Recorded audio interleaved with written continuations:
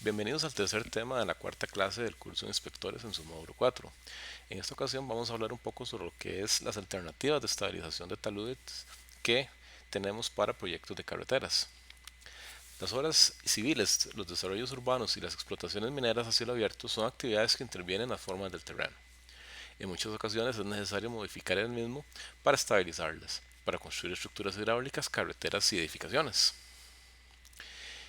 En cuanto a las estrategias para mejorar estas obras o estos métodos de estabilización, existen diferentes alternativas que se pueden tener para poder lograr de que estos terrenos sean estables.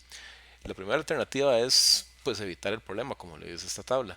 En este caso, básicamente sería como haciendo desvíos, instalación de puentes, retirando materiales inestables. Sin embargo, esto pues muchas veces implica altos costos en el término de desvío de obras, adquisición de nuevos terrenos o simplemente hay condiciones en las que es imposible no modificar el terreno para obtener una configuración más estable. Otra de las segundas alternativas o método de estabilización es la reducción de fuerzas desestabilizadoras. Esto quiere decir que se pueden cambiar pendientes, instalar drenajes superficiales y subterráneos y reducir las masas de terreno que actúan sobre un talud. En ese caso, esto requiere ya aplicaciones de diseño y ejecutar labores posiblemente de movimientos de tierras y adecuaciones de drenajes para poder conseguir que estas alternativas puedan ser efectivas. Otra de las alternativas es el incremento de los esfuerzos resistentes aplicando fuerzas externas. En este caso estamos hablando de la construcción, por ejemplo, de muros, de contrafuertes, de anclajes activos, anclajes pasivos. Y en este caso lo que hacemos es introducir un elemento externo que va a generar lo que es el aporte de las fuerzas resistivas a lo que son los deslizamientos. Otra de las alternativas de estabilización es el incremento de la resistencia interna. Esto a través de la colocación de drenajes profundos, la construcción de muros de tierra armada, la instalación de refuerzos en sitio, la implementación de bioingeniería, tratamientos químicos, procesos de electroosmosis, tratamientos térmicos, entre otras muchas alternativas que hacen que una masa de terreno, por ejemplo, sea mucho más estable ante una condición de corte o de carga. En el caso específico de esta clase vamos a abordar sobre lo que es la construcción de diferentes alternativas que se pueden utilizar para estabilizar muros estabilizar taludes de una forma externa. Entonces, la primera alternativa es la modificación de la geometría del talud. Esto quiere decir que lo que se hace es modificar cuál es la pendiente que tiene el talud para disminuir las fuerzas que están actuando en favor del deslizamiento. Entonces el trazamiento de una superficie es necesario cuando un talud es inestable o su estabilidad es incipiente, es decir, que es un terreno que es propicio a tener deslizamientos. Esta configuración busca obtener al menos uno de los siguientes efectos: la disminución de fuerzas que tienden al movimiento de la masa o aumentar la resistencia al corte del terreno mediante el incremento de las tensiones normales.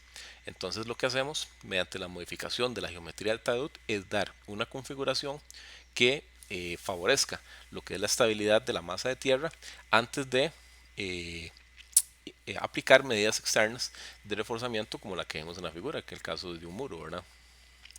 Entonces, ¿qué alternativas tenemos? Entonces, por ejemplo, si tenemos un talud como el que vemos en la imagen con un ángulo uniforme, una de las alternativas que se suelen utilizar para la estabilización de taludes es comenzar a utilizar taludes escalonados con bermas y con bancos de apoyo. Entonces, pasando de la figura de la izquierda hacia la figura de la derecha, la configuración de la derecha reduce la altura del banco que estaría sujeto a lo que es la fuerza de deslizamiento y entonces reduce la probabilidad de que esto se deslice. ¿Cuál es la desventaja de este tipo de alternativas? Que esto generalmente consume más terreno en área y probablemente haya que hacer, por ejemplo, expropiaciones mayores para poder hacer este tipo de configuraciones. Sin embargo, la misma otorga condiciones de estabilidad mayores y permite un mejor manejo de lo que es el agua que cae a través de las caras del talud. La segunda alternativa que podríamos manejar es la eliminación de la masa que es potencialmente inestable. Esta es una solución que solo aplica para casos bastante extremos, donde sea posible realizar estos retiros de masas voluminosas sin generar mayor afectación a los terrenos.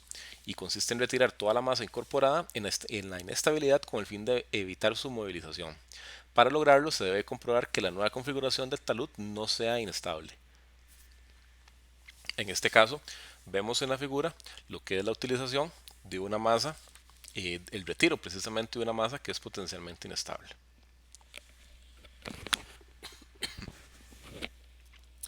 La tercera alternativa que tenemos propuesta para lo que es la estabilización de un talud es lo que llamamos el perfilado de taludes.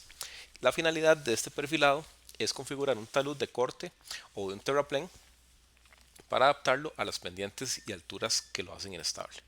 Entonces el perfilado permite borrar los surcos o las irregularidades que se presentan en un talud. Con el perfilado del talud se disminuye el grado de la pendiente, se mejora su estabilidad y se adecua para el establecimiento de la vegetación. Aquí vemos algunas configuraciones que pueden hacerse para el perfilado de taludes. Entonces consiste básicamente en un afinado a la superficie que mejore las condiciones por las cuales transcurre el agua cuando cae sobre la cara del talud.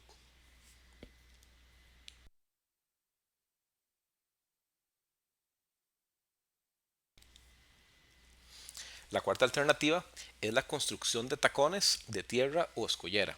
En este caso, los tacones de tierra en el pie del talud se realizan en simultáneo con el perfilado y la finalidad es aumentar las tensiones normales en la parte baja para aumentar la resistencia.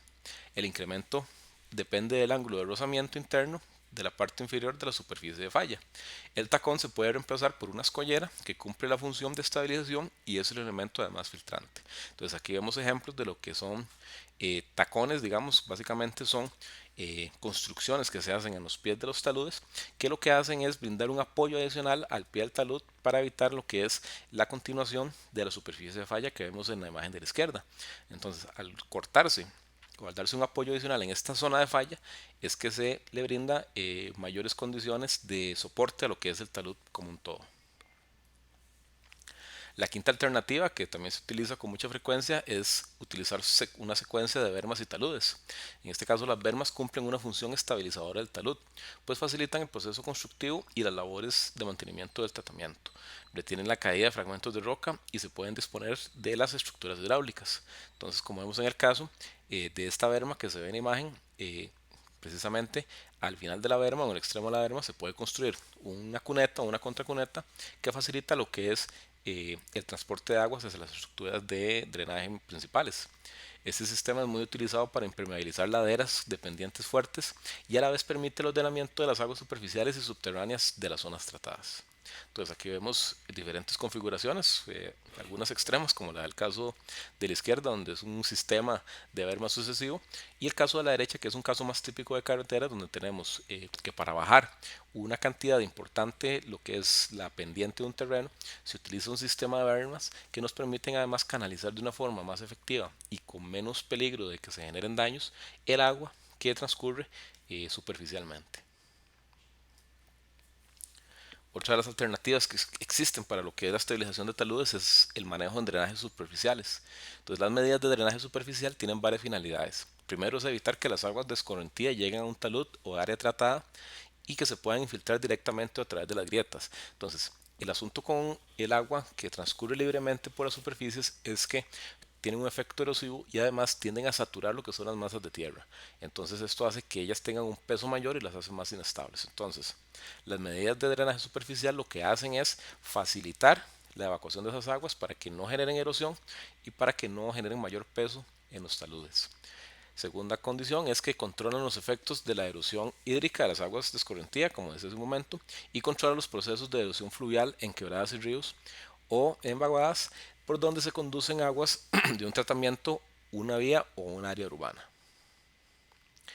Esto se puede hacer mediante imprimaciones, que eso se selecciona cuando se quiere proteger o impermeabilizar una superficie horizontal que no requiere ser pavimentada o cubierta con una berma en concreto y que permite el incremento de las aguas de infiltración con presión sobre la ladera.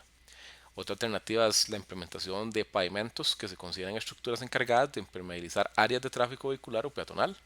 Entonces los pavimentos, como son estructuras que tienen generalmente algún tipo de recubrimiento o superficie que es semi-impermeable, entonces los pavimentos sirven como elementos de canalización de aguas hacia los costados de la carretera que facilitan el manejo hacia estructuras mayores de agua. Y tercera alternativa es la impermeabilización con geomembranas, que en este caso Estas impermeabilizaciones se realizan en zonas de movimientos lentos de suelos y sobre las cuales es necesario controlar el exceso de infiltración. Aquí vemos diferentes alternativas. Entonces los pavimentos sirven como impermeabilizantes precisamente para evitar de que las masas de tierra por debajo de los pavimentos se saturen de agua.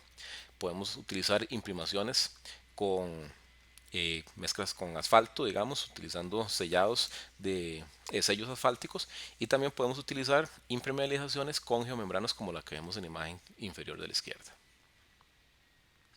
Otra alternativa es el manejo por medio de drenajes subterráneos, que en este caso las aguas subterráneas son causantes de múltiples problemas de estabilidad de taludes en proyectos lineales.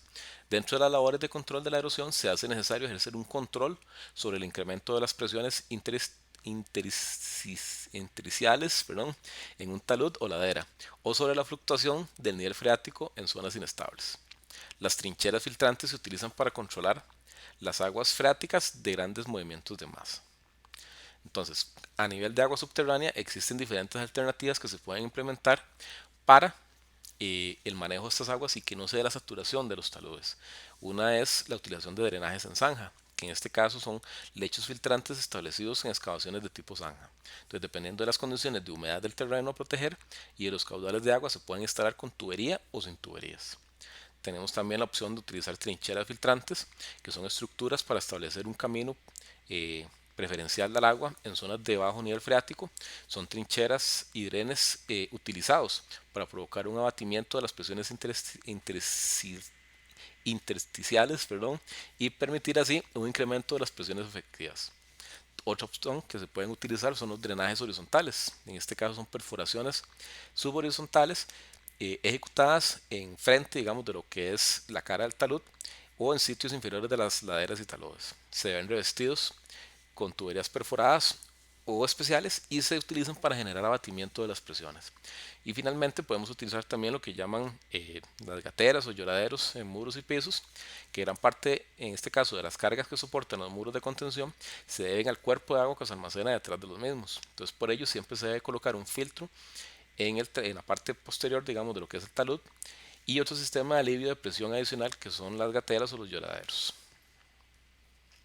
Entonces aquí vemos algunas alternativas de lo que es la colocación de drenajes subterráneos. Entonces podemos utilizar alternativas de drenaje como zanjas, como trincheras drenantes, que es en la segunda fila en la segunda columna de imágenes, donde tenemos una configuración donde incluimos dentro del cuerpo del talud o el pie del talud un elemento drenante que lo que hace es que captura las aguas hacia una tubería y las evacúa. Tenemos también la posibilidad de utilizar drenajes horizontales, que es la imagen, la tercera imagen en la tercera columna de las imágenes, donde tenemos tuberías colocadas de forma prácticamente perpendicular a lo que es la cara del talud, y lo que hacen es captar las aguas que están en la parte posterior del talud para evacuarlas y evitar de que la masa del talud tienda a desplazarse.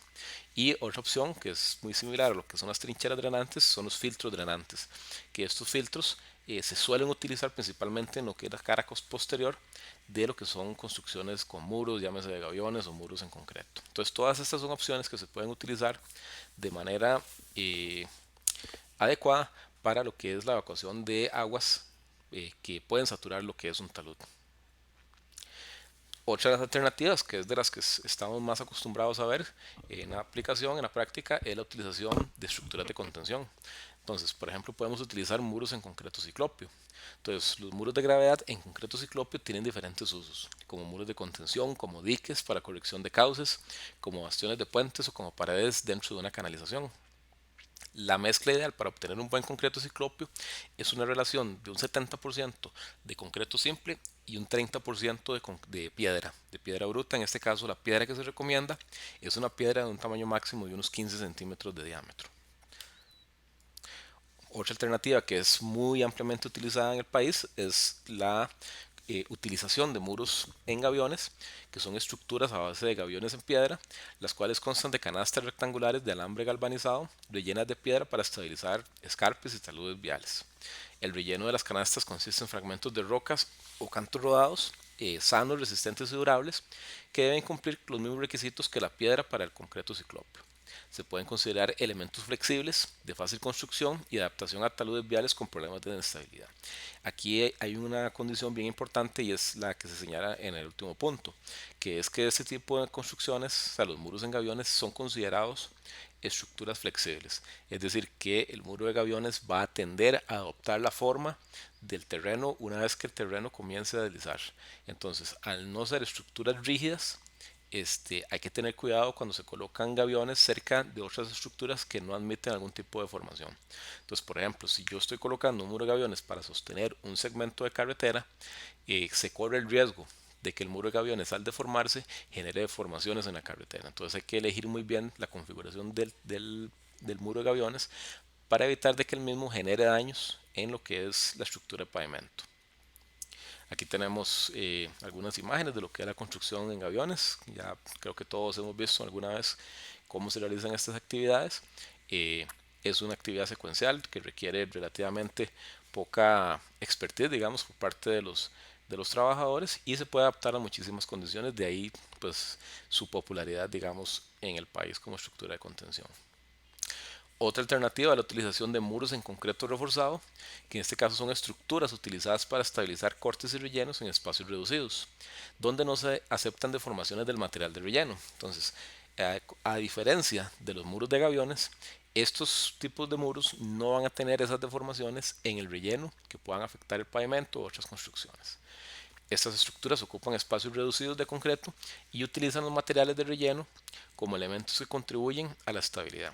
En este caso, generalmente se construyen en concretos que tienen resistencias superiores a los 3000 psi, además de que tienen una serie de refuerzos internos de acero bastante importantes que le brindan una capacidad adicional de soporte. Aquí vemos ejemplos de lo que son estructuras de contención de tipo muros reforzados. Pueden ser muros como el que vemos en la imagen de la izquierda, que son muros colados en sitio, con una configuración de placa, pared y vigas coronas, siempre utilizando algún tipo de material drenante o sistema drenante en la parte trasera del muro para que no hayan cargas hidrostáticas constantes en la pared, o también pueden ser construidos a partir de mampostería, a partir de bloques, utilizando una estructura similar.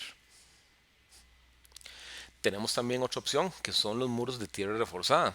Entonces, estos son de los tipos de obras más comunes en ingeniería de vías eh, para la conservación de las dimensiones de lo que es la parte de la calzada, cuando se habla de suelos de relleno o para el caso de deslizamientos en zonas de corte. Entonces, ¿en qué consiste el muro de tierra reforzada? Básicamente es la construcción de una estructura que es estable por sí misma.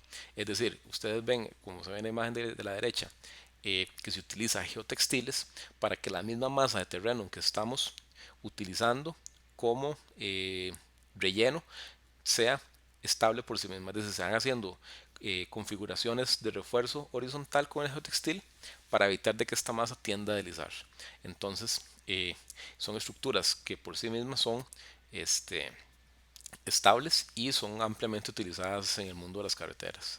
Entonces, un muro de suelo reforzado puede originar una reducción de costos de hasta un 30 o un 60% si se compara con técnicas como la construcción de muros en concreto, incluso con gaviones. O sea, es una técnica que es relativamente barata, relativamente fácil de implementar y que tiene muchísima facilidad de construcción y de utilización. Entonces, aquí vemos algunos ejemplos de sistemas de suelo de tierra reforzada. Entonces, por ejemplo, en la imagen de la izquierda lo que tenemos es un sistema con geomallas con refuerzo que tiene una serie de bloques prefabricados en la cara frontal, pero que esos bloques básicamente es para evitar problemas de erosión y para prevenir, digamos, daños superficiales por erosión, etcétera. Entonces, esos sistemas, el que realmente tiene el soporte del muro es la misma tierra y los elementos de refuerzo que están metidos entre sí. Por ejemplo, en el caso del centro, de la figura del centro, lo que tenemos es un suelo cosido igual, donde la cara posterior es una cubierta de tierra vegetal. Entonces, en este caso, toda la masa de terreno es totalmente estable, ¿verdad? Y aquí vemos figuras a la derecha cómo se ve estas configuraciones durante su periodo constructivo. Entonces, por ejemplo, la imagen superior derecha, donde se ve esas que parecen sacos, en realidad son geotextiles, que lo que hacen es cumplir la función de sostener lo que es la totalidad de la masa a nivel horizontal y hacen que el sistema sea estable en su totalidad. Y en la parte inferior tenemos un sistema de igual de suelo reforzado, donde tenemos unas caras de concreto como los que veíamos en la imagen de la izquierda, y en este caso la cara frontal de concreto básicamente es una cubierta, digamos, no tiene tanta función estructural, sino que es el refuerzo horizontal que está metido dentro de la tierra el encargado de llevarse las cargas de lo que es el muro. Otras alternativas que se pueden utilizar para la estabilización de taludes es la utilización de tratamientos con vegetación. En este caso, durante la etapa de ejecución de las actividades se realizan ajustes necesarios para adaptar los tratamientos al proyecto. Entonces, los rendimientos se basan en la disponibilidad del recurso humano con experiencia, la disponibilidad del material vegetal del agua, además de las dificultades topográficas y climáticas de la región. Dentro de los taludes con problemas de erosión se encuentran aquellos que, siendo estables, presentan alta susceptibilidad a la erosión por la intemperización o por el lavado, y para los cuales es necesario. Además de los diseños derivados de los resultados de la mecánica del suelo, son necesarias otras observaciones sobre erodabilidad, que es la capacidad de ser erosionable, y la sensibilidad de los suelos. Entonces, tratamientos con vegetación básicamente son tratamientos en las caras de los taludes que buscan no solo evitar problemas de erosión, sino que también pretenden devolver parte del funcionamiento a nivel vegetativo y a nivel de control de erosión que tiene una cara de un talud. Entonces aquí vemos diferentes alternativas. Por ejemplo, en la imagen de la izquierda se ven unas filas de sembradíos que lo que hacen es no solo evitar problemas de erosión, sino también brindar un soporte, digamos, adicional al talud. Las mismas raíces tienden a sostener un poco el terreno. Y en el caso de la derecha lo que se hace es una aplicación de una capa vegetativa, que básicamente es un conjunto de químicos junto con semillas que van a propiciar de que sobre esa cara comiencen a crecer vegetación. Entonces son alternativas para mejorar el comportamiento de una cara de un talud. Otra alternativa que es muy ampliamente utilizada también en el mundo de las carreteras es la utilización de suelos cocidos, o la técnica del soil nailing. Esa es una técnica que se utiliza para reforzar taludes, que consiste en la introducción de anclajes de refuerzo como los que se ven en la imagen, que pueden ser pasivos o activos dependiendo de la severidad y la altura, digamos, que tenga el talud, y la estabilidad que tenga al momento de la ejecución de los trabajos. Entonces, esto lo que hace, o estos elementos que se meten ahí, esos anclajes, lo que hacen es soportar el talud haciendo la función de clavos. Entonces, imagínense cada vez que hay un anclaje de este tipo, que usted está metiendo clavos, digamos, dentro de una tabla para sostenerla contra otra tabla, ¿verdad? Entonces, básicamente lo que hacen es que a pura fricción ellos intentan sostener una masa de terreno utilizando este principio de anclajes. Aquí vemos algunas configuraciones dentro de lo que son suelos cocidos. Entonces, en la imagen de la izquierda lo que tenemos es una serie de anclajes con suelo cocido que son anclajes pasivos. ¿Cómo sabemos la diferencia entre anclajes pasivos y anclajes activos? Los anclajes activos, como los que tenemos en la derecha, siempre terminan siendo rematados, digamos, en la cabeza del anclaje con bloques de concreto. ¿Por qué? Porque estos anclajes que son activos ya tienen una tensión previa. Es decir, cuando se construyen se les mete tensión para sostener mejor el suelo. Eso obviamente implica mayores labores y materiales de mejor competencia, obviamente son más caros, por lo cual esta alternativa de los anclajes activos, como los de la derecha, siempre se utilizan cuando tenemos condiciones de suelo que son más desfavorables. Si tenemos una masa de suelo que es más o menos estable y requiere la utilización de anclajes, pero esos anclajes no van a estar todo el tiempo tensionados, se pueden utilizar anclajes pasivos como los de la imagen de la izquierda. Entonces, para que tengamos claro la diferencia entre lo que es un anclaje pasivo y un anclaje activo. Anclaje pasivo, el de la imagen de la izquierda, sin remates con cabezas de concreto en los extremos, y anclajes activos como los que vemos en la derecha, donde ya el anclaje que está ahí metido tiene una tensión previa. Ok, entonces vemos ahí cómo se hacen anclajes activos. Entonces consiste en un anclaje instalado donde se pretensa la armadura para alcanzar la carga admisible, comprimiendo el terreno. Tiene la característica de ponerse encarga mediante técnicas de tensado, es decir, se utilizan gatos hidráulicos para tensionar lo que es la varilla que está ahí metida. El anclaje en sí puede ser de diferentes materiales como cables, barras, fibras de carbono, tubos, entre otros. Entonces ahí vemos cómo es que se hace la construcción de un anclaje activo en obra. El anclaje pasivo, en este caso, no se pretensa la armadura después de la instalación, sino que el anclaje entra en tensión o entra a funcionar cuando se genera la deformación de la masa de suelo. Es decir, él está ahí esperando a que el terreno comience a deformarse para comenzar a trabajar. El anclaje en sí puede ser de diferentes materiales, en igual barras de acero, fibras de carbono, tubos, entre otros, y generalmente en estos casos no se emplean cables. Otra de las alternativas que se pueden utilizar para estabilizar taludes es la utilización de enrocados. Los enrocados consisten en la construcción de una estructura conformada por rocas colocadas o acomodadas con ayuda de equipos mecánicos. El objetivo principal es proteger taludes evitando la erosión o desprendimiento y sirviendo de cuña al pie de los taludes, como los tacones que hemos visto hace algunas filminas atrás. Los enrocados son utilizados también para proteger estructuras de la erosión y la socavación. Entonces, como vemos en las imágenes, básicamente es la colocación de un conjunto de piedras contra la cara del talud, generando un peso adicional que resiste cargas y además generando un mayor apoyo en lo que es la base del talud. Aquí vemos algunos ejemplos adicionales de enrocados que también en muchas ocasiones se utilizan en estructuras de canalización de aguas para evitar problemas de erosión y problemas de socavación. Otra alternativa que se utiliza también muchas veces en conjunto con los anclajes es la utilización de hormigones o hormigón proyectado. Entonces, esto es un proceso por el cual se proyecta o se lanza concreto de alta velocidad sobre una superficie para conformar elementos estructurales, en este caso como un talud.